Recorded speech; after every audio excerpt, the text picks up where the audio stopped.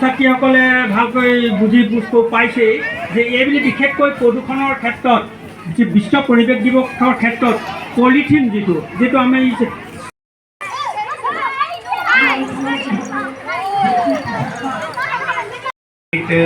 भी पानी में जाके या पोखर में जाके या फिर नदी में जाके वो धीरे धीरे पूरा फाइन पार्टिकल्स में डिग्रेड हो जाता है और वो जब फिश खाती है और फिश को हम लोग ONGC के बिहाफ पे आने के लिए बुलाने के लिए शुक्रिया आपको, आपके सारे टीम को। Thank you.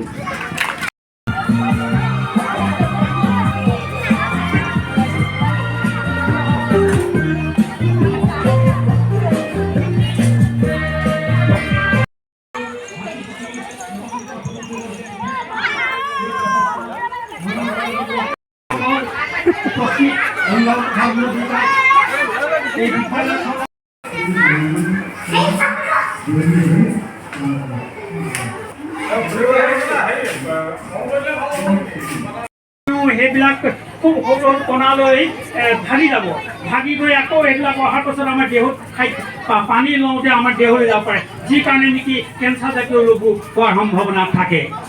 তেখেতসকলে যিহেতু উদ্যোগৰ ব্যক্তি, এটা উদ্যোগৰ তেখেতসকলৰ বিষয়া, তেখেতসকলৰ জনসাধাৰণৰ মাজত বিশ্ব পৰিৱেশ দিৱসত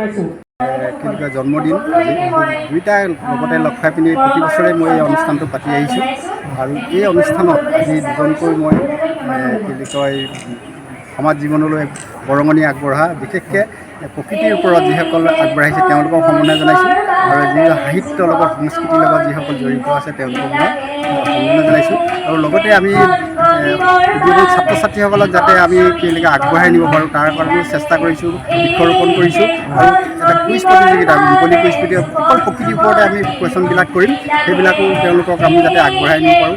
এইখিনিকে আমি এই দিনটোৰ কাৰ্যসূচী আজি। মই এই বিদ্যালয়ৰ প্ৰধান শিক্ষক। আমাৰ বিদ্যালয়খনৰ নাম হৈছে 677 নং বকতা পাৰিজাত প্ৰাথমিক বিদ্যালয়, শিৱসাগৰ বকতা অঞ্চলত আছে। কথা হ'ল ONGC কৰ্তৃপক্ষই নাজিৰা এছেট আমাৰ বিদ্যালয়ত আৰ্থিক অনুদান দিছিল, ডিজিটেল স্মাৰ্ট বোৰ্ড আৰু ছাত্ৰ ছাত্ৰী খেলা ধূলা সা সুবিধাৰ বাবে এখন শিশু উদ্যান আমি ইতিমধ্যে নিৰ্মাণ কৰি উলিয়ালোঁ। আজি শুভ উদ্বোধন কৰিছোঁ আৰু শুভ উদ্বোধন কৰিলে আমাৰ জিলা শিক্ষা বিষয়া তথা বিদ্যালয়সমূহৰ পৰিদৰ্শক শ্ৰীযুত দেৱজ্যোতি গগৈদেৱে তেখেতে ইতিমধ্যে উদ্বোধন কৰি গ'ল।